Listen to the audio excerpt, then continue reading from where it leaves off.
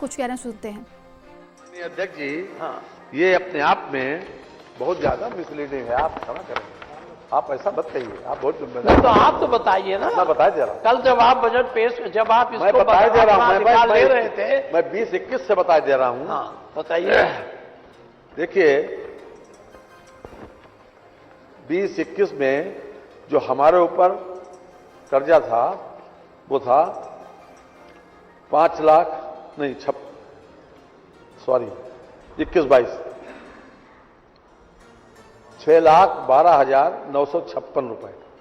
अब 26-27 में 22-23 में ये बढ़कर 6,62,316 हुआ। 23-24 में 7,67,872 हुआ और 24-25 में मान्यवर 8,01,130। ये है 24-25 में ना। जी जी। मैं 26-27 का कह रहा हूं। 9 लाख रुपए। 9 लाख रुपए से कर्जा हमारे ऊपर ज्यादा नहीं है मान्यवर। नहीं देखिए 9 लाख। देखिए, और ये जो हमारा जीएसडीपी है, जीएसडीपी के अगेंस्ट में देखा जाता है कि कर्जे से जब हम टोटल उसको भाग देंगे तो हमारा फाइनेंशियल डिसिप्लिन निकल आता है।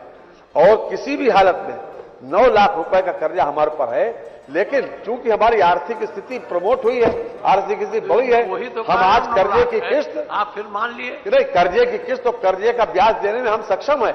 और वो सरकार जो कर्जे की किस्त और कर्जे का ब्याज देने में सक्षम है वो सबसे अच्छी मानी जाती है। ठीक ठीक। आज हमने कोरोना काल में भी योगी सरकार में जो वेतन ले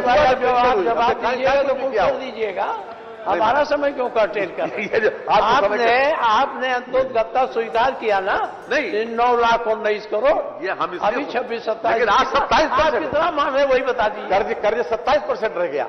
जो हमारा इस समय फाइनेंशियल डिसिप्लिन है वो 33 से घट के 27%। वो 23.1% हो गया। आपकी ऋणग्रस्ता पाले की हमारी ऋणग्रस्ता 23.1%। इन टोटलिटी में देखिए सर, जो 33% आप बता दीजिए, हम आपकी बात मान लेंगे। आप जो बता दीजिए हम मान लेते हैं, हमारे पास आंकड़े नहीं। देखिए, आपके जमाने में लगभग 34% था। 34% से घटकर इतने हम आए हैं, अब 27% रह गया। आज की तारीख में ये 27% है हमारे पास। हमारे टोटल जो हमारा वो है डेप्ट, वो 27% है हमारे, और उसको 23 तक लाना है। और इसको आगे के लिए हमने 23 तक उम्मीद, हम जो अनुमान लगाया हमने 23% का, ये हमने किया है। 34% से 27% रहा। ऋणग्रस्ता कम करने की बात हमने नहीं। अब आप हमको भी कहा लेते। देखिए, ऋणग्रस्ता से काहे जरा चिढ़ जाते हैं। ऋणग्रस्ता तो आप कहते हैं ऋणग्रस्ता से हम विकास करते हैं, ऋण लेके विकास करते हैं, तो आप और ले लीजिए, हम कहाँ कहते हैं। इस बात को स्वीकार करने में आप क्या क्या दिक्कत होती है? आप अंतोगत्ता घूम के फिर 9 लाख पर आ गए, 9 लाख करोड़ पर, इधर से उधर हमको इतने देर डिस्टर्ब किए। माननीय वित्त मंत्री जी, आपने कल एक एक्ट पास कराया अनुशासन का कि हम जो है किसी भी मूल्य में सकल घरेलू उत्पाद से 30% से अधिक कर्जा नहीं लेंगे। ये आपने कल पास कराया यही। अच्छा, इसी तरह से आपने ये पास कराया अपना राजकोषीय घाटा, वो तो पहले से 3% से ज्यादा सकल घरेलू उत्पाद से, तो मैं कह ही रहा हूँ, कहाँ मैं कह रहा हूँ। और आपका जो सकल ये 26-27 में, 16-17 में, छोड़िए आपको राजकोषीय घाटा बताएंगे, 17-18 में 42,967 86 रुपए से बढ़कर 2026-27 में राजकोषीय घाटा हो गया 1,18,480 करोड़। है कि नहीं है? है ना? सही, ये तो नहीं गलत है ना? ये पूरे जीएसडीपी का 2.898 है। 2 पॉइंट कम है, नहीं तो आप 3 पार कर जाते। ये मैं आपको नहीं बताता हूं।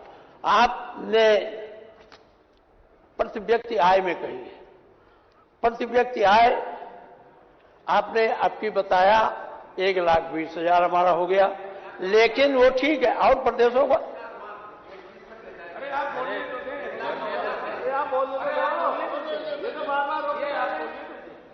ऐसा है, 1,20,000 आपका अनुमान है कि हमारी प्रति कैपिटा आय हो जाए, लेकिन ये पूरे हिंदुस्तान का जो आय है प्रति कैपिटा उसका तो 53.5% है।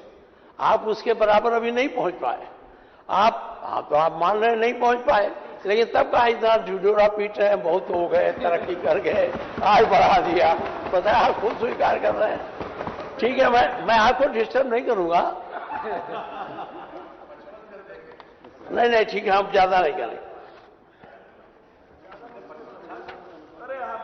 अब वो सकल घरेलू राज बताने में बहुत समय लगेगा, उसको ज्यादा नहीं। लेकिन एक चीज आपको बता दें, सकल घरेलू उत्पाद में कर्नाटक तो हमसे थोड़ा 1 लाख करोड़ कम हो गया है, लेकिन तमिलनाडु हमसे ज्यादा है, महाराष्ट्र हमसे ज्यादा है। आप तीसरे नंबर। आप अरे हम इंटरप्ट करेंगे तो आप कैसे बोलेंगे?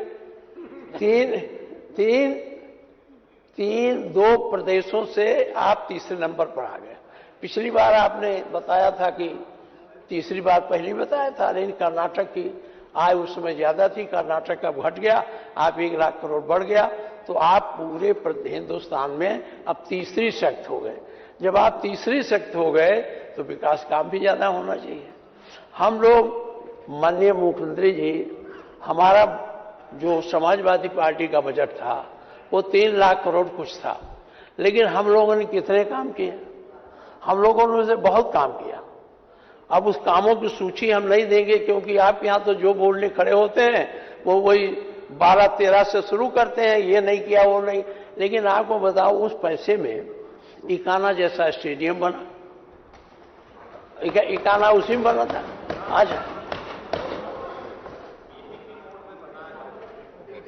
अच्छा चलिए मान लिया, मेट्रो चला, अब ये इलाहाबाद कोर्ट बनी, पुलिस मुख्यालय बना।